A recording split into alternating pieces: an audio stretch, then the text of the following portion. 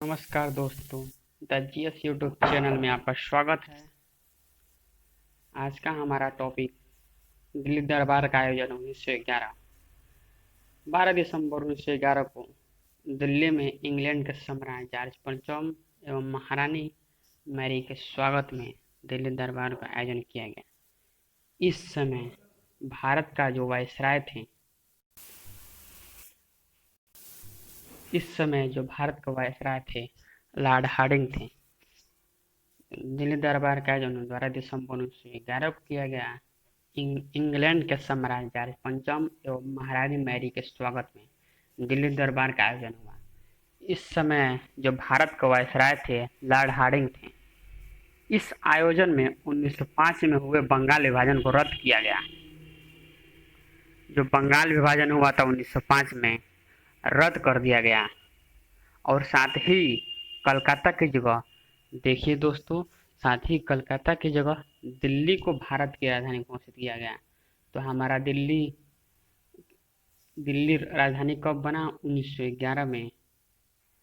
1911 में दिल्ली जो है राजधानी बना और बंगाल विभाजन को रद्द कर दिया गया। 1905 वाला था बंगाल विभाजन रद्द कर दिया गया लॉर्ड हार्डिंग के समय। इतना याद रखें, लॉर्ड हार्डिंग थे वायसराय।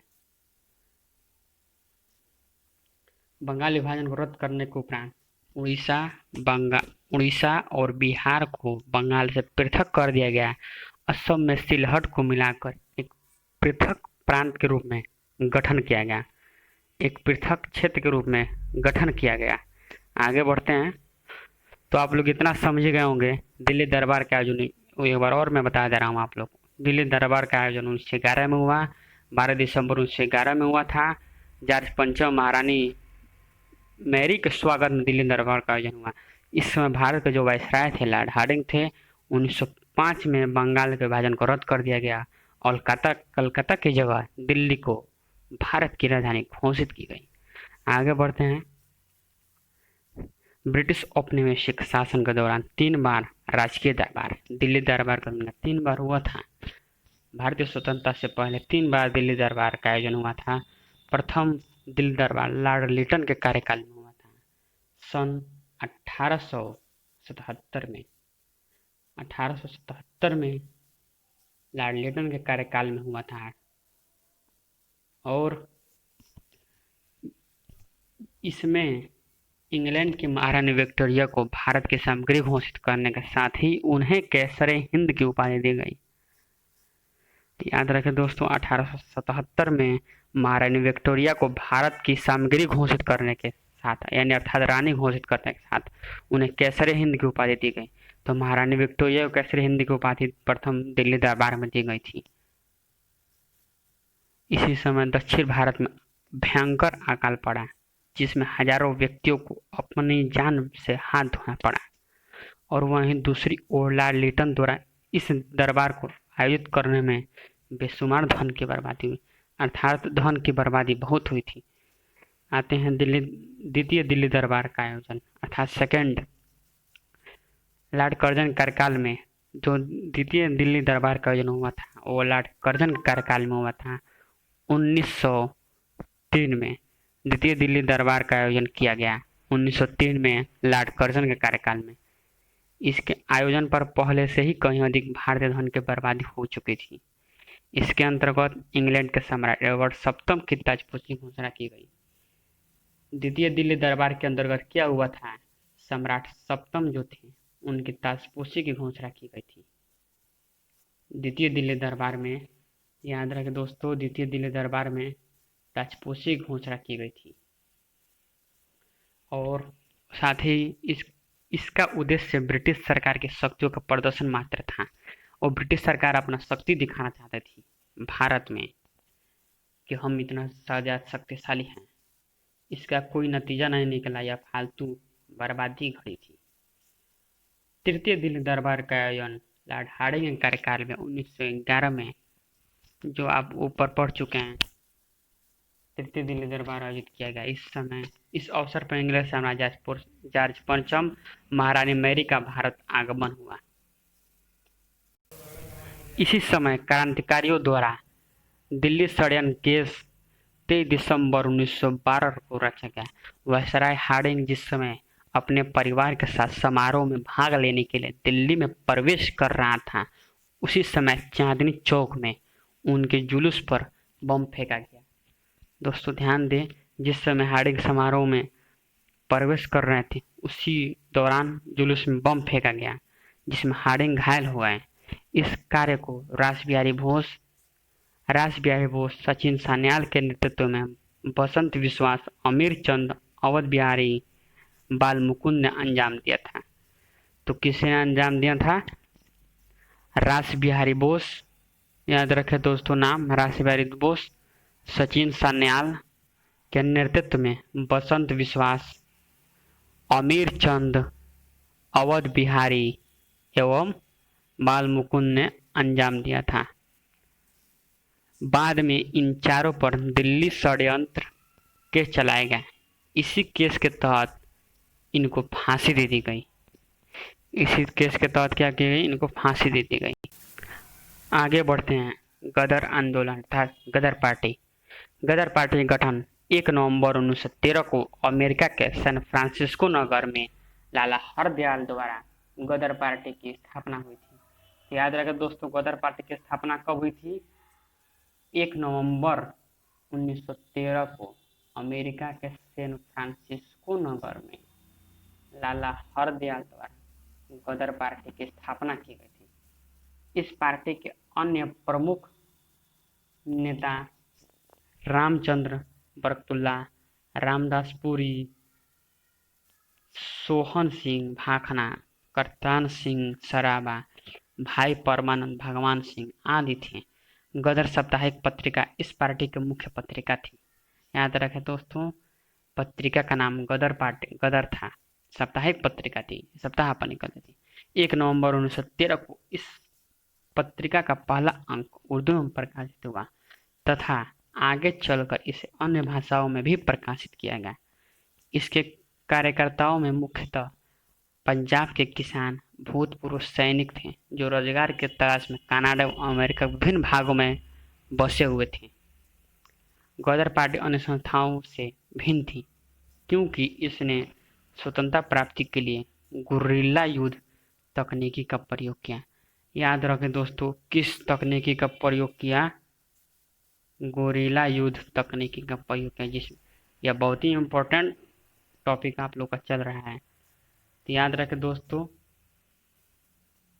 याद रखें, एक बार रिवाइज करा दें आप लोग को। गदर पार्टी 1 नवंबर 1913 को अमेरिका में हुआ था, सैन फ्रांसिस्को नगर है, लाला हरदयाल ने की थी। इतना आप लोग याद रखें, एक क्वेश्चन यहाँ से बनेगा जरूर, जिसमें आप लोग सदस्य याद रखें कौन कौन थे। आप लोग नोट्स बनाते रहें, यही मेरी गुजारिश है। आगे बढ़ते हैं। कामागाटारू प्रकरण।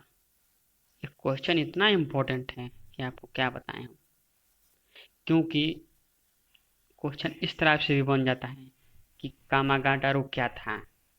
तो कामागाटारू विद्रोह था, ये था, वो था। तो कामागाटारू वास्तव में एक जहाज का नाम था। कामागाटारू जहाज का नाम था। कामागाटारू प्रकरण कनाडा में भारतीयों को प्रवेश से संबंधित था। कनाडा सरकार ने ऐसे भारतीयों को अपने यहाँ प्रवेश वर्जित कर दिया जो सीधे भारत आए थे। भारतीय मूल के व्यापारी गुरुदत्त सिंह ने कामागाटारू नामक एक जापानी जहाज को किराए पर लेकर दक्षिण पूर्व एशिया के करीब 376 यात्रियों को बैठाकर वैंकूवर की ओर प्रस्थान किए। तो याद रखें दोस्तों, किसने? गुरुदत्त सिंह ने कामागाटारू नामक एक जापानी जहाज को लेकर। कामागाटारू एक जापानी जहाज का नाम था जो गुरुदत्त सिंह ने 376 यात्रियों को बैठाकर ले गए थे, वैंकूवर की ओर प्रस्थान किया, और ताकि ये लोग वहां जाकर स्वतंत्र एवं सुखमय जीवन व्यतीत कर सकें तथा बाद में भारतीय स्वतंत्रता संग्राम का हिस्सा बन सके। कामागाटारू जहाज के वैंकूवर पहुंचने से पूर्व ही कनाडा सरकार ने, जो कनाडा सरकार थी, वो रोक लगा दी थी, पुनः प्रवेश पर प्रतिबंध लगा दिया। बैकवर्ड तट पर पुलिस की घेराबंदी होने से यात्री जहाज से नीचे उतर ही नहीं पाए। ध्यान दें दोस्तों, जो कनाडा सरकार ने प्रवेश पर रोक लगा दी थी, कनाडा में यात्रियों के अधिकारों की लड़ाई लड़ने हेतु हुसैन रहीम, बलवंत सिंह, सोहनलाल पाठक की अगुवाई में शोर कमेटी का गठन किया गया। याद रखें दोस्तों, शोर कमेटी का गठन जो है कि इसी में किया गया है। शोर कमेटी, ये देखें दोस्तों, शोर कमेटी जो बहुत ही इम्पोर्टेंट कमेटी है, जिन्होंने चंदा एकत्र कर, जिस तरह हम लोग चंदा एकत्र करते हैं, उस समय भी शोर कमेटी एक चंदा के लिए बनी थी। चंदा एकत्र करके यात्रियों के लिए कानूनी लड़ाई की योजना बनाई। कानूनी रूप से लड़ने के लिए चंदा वसूले गए। अमेरिका में रह रहे हैं भारतीय, जैसे मान लीजिए भगवान सिंह हैं, बरकतुल्ला हैं, रामचंद्र है, सोहन सिंह ने यात्रियों के समर्थन में आंदोलन चलाया। तो आंदोलन में कौन कौन थे? भगवान सिंह थे। भगवान सिंह, ये देखिए भगवान सिंह हाईलाइट करने की कोशिश कर रहा हूँ। अब बरकतुल्ला, रामचंद्र, सोहन सिंह ने भी यात्रियों के समर्थन में आंदोलन चलाया। आगे बढ़ते हैं। कनाडा सरकार के सख्त रवैये के कारण कामागाडारू जहाज को बैकवर्ड की जल सीमा को छोड़ना पड़ा। जो कनाडा सरकार रवैया बहुत खराब रवैया था भारतीयों के प्रति, वो कामागाडारू जहाज को प्रवेश ही नहीं करने दी और बैकवर्ड की जल सीमा को छोड़ दिया, और अंग्रेजों ने जहाज को सीधे कलकत्ता लाने का आदेश दिया। आप देखिए दोस्तों, बैकवर्ड जब नहीं पहुंच पाई तब अंग्रेजों ने जहाज को सीधे कलकत्ता लाने का आदेश दिया कि जाइए आप लोग कलकत्ता आप ले जाइए। कामागाडारू जहाज के कलकत्ता पहुंचने तक ही कुछ यात्रियों और पुलिस के मध्य झड़पें हुई, जिसमें करीब 18 यात्री मारे गए। शेष यात्रियों को जेल में डाल दिया गया। जो शेष यात्री थे वो जेल में डाल दिए गए।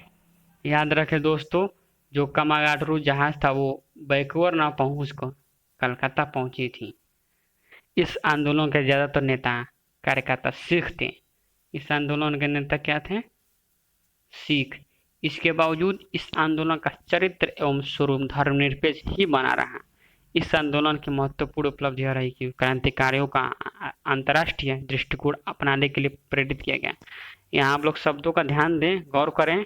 धर्मनिरपेक्ष, धर्मनिरपेक्ष अर्थात वो किसी धर्म का नहीं समर्थन करते हैं, अर्थात सभी धर्म का समर्थन करते हैं, सभी धर्मों को बराबर सम्मान देते हैं। जिस तरह हमारे भारतीय संविधान में है, सभी धर्मों को, धर्म तो रहेगा लेकिन हम सभी धर्मों को समान अधिकार देंगे, सभी को बराबर का हक मिलेगा। आगे बढ़ते हैं। Home rule league 1916। Home rule league की स्थापना जो है आयरलैंड के तर्ज पर की गई, जिसमें बाल गंगाधर तिलक, एनी बेसेंट और होम रूल लीग की स्थापना की। तिलक एवं एनी बेसेंट द्वारा अपने कार्य क्षेत्र को बांटकर आंदोलन प्रारंभ किया। अर्थात याद रखें, होम रूल लीग की स्थापना 16 में बाल गंगाधर तिलक और एनी बेसेंट ने की थी और उन्होंने अपना कार्य क्षेत्र बांट लिया। तिलक ने इस आंदोलन के दौरान, ध्यान दें, इसी आंदोलन के दौरान तिलक ने नारा दिया था, स्वराज मेरा जन्मसिद्ध अधिकार है और मैं इससे लेकर रहूंगा। होम रूल लीग में 1916 में, अप्रैल 1916 में तिलक ने बालगांव में हुए प्रांतीय सम्मेलन में होम रूल के गठन की घोषणा की। होम रूल लीग की गठन की घोषणा की। ये देखिए मैं हाईलाइट कर रहा हूँ यहाँ पर, स्वराज मेरा जन्मसिद्ध अधिकार है, मैं इसे लेकर रहूंगा। ये इसी आंदोलन में बोला गया। ये क्वेश्चन दे सकता है कि किस आंदोलन में ये कहा गया तिलक के द्वारा। तो याद रखें, होम रूल लीग में। पूना में तिलक द्वारा होम रूल लीग आंदोलन प्रारंभ किया गया। उनका कार्य क्षेत्र कर्नाटक, महाराष्ट्र, बम्बई को छोड़कर मध्य प्रांत और बरार था। जो तिलक का जो होम रूल आंदोलन परिणाम किया तो कार्य क्षेत्र क्या था, मतलब कर्नाटक महाराष्ट्र को छोड़कर कर्नाटक महाराष्ट्र बम्बई को छोड़ दिया जाए तो मध्य प्रांत और बरार था। एनी बेसेंट द्वारा सितंबर 1916 में अडयार मद्रास में होम रूलिंग आंदोलन प्रारंभ किया गया। तिलक के कार्य क्षेत्र के अलावा शेष भारत में श्रीमती एनी बेसेंट, याद रखे दोस्तों ये सब नाम बहुत इम्पोर्टेंट है, श्रीमती एनी बेसेंट कार्यरत रहीं, श्रीमती एनी बेसेंट कार्यरत रहीं। इस आंदोलन में उनके सहयोगी जॉर्ज अर्वेंडेल, सीपी रामास्वामी आयर थे। कौन कौन थे?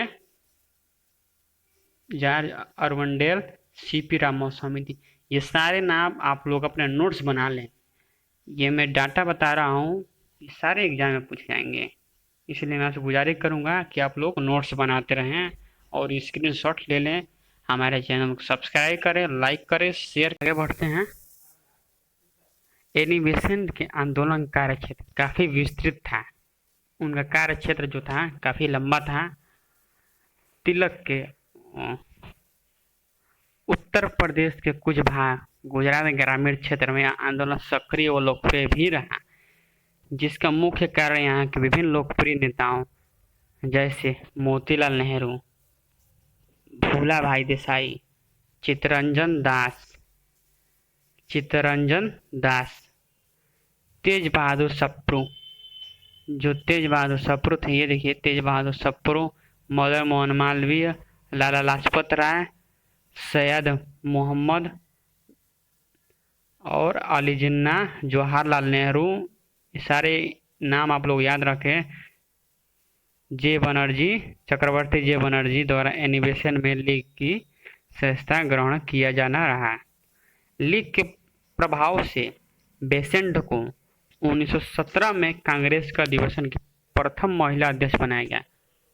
दोस्तों ये ध्यान दें, मुस्लिम लीग की जो कांग्रेस का अधिवेशन था उसमें सर्वप्रथम महिला अध्यक्ष कौन बने थी? एनी बेसेंट को बनाया गया था, एनी बेसेंट को बनाया गया था अध्यक्ष 1917 में।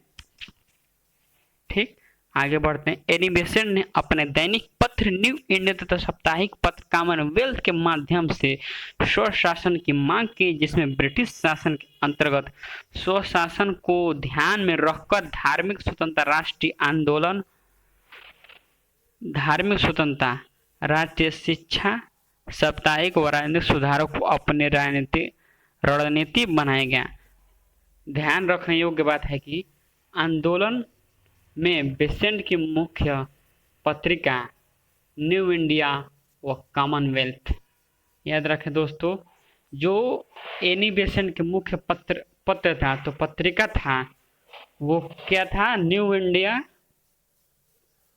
India Commonwealth. और तिलक के जो था वो मराठा अंग्रेजी भाषा में था, न कि मराठी भाषा में या हिंदी भाषा में। तिलक का था पत्र जो मराठा था, मराठा पत्रिका का नाम है, लेकिन वो अंग्रेजी भाषा में था, और केसरी मराठी भाषा में। ये दो जो है मुख्य पत्रिका थी, जिसने जन सामान्य में स्वशासन व राष्ट्रीय के विचारों का प्रचार किया, जिसमें स्वशासन और राष्ट्रीयता के विचारों का प्रचार किया। तो इतना उम्मीद है कि आप लोग समझ रहे होंगे। इसी के साथ और मैं आगे भी वीडियो बनाता रहूँगा। Thank you for listening.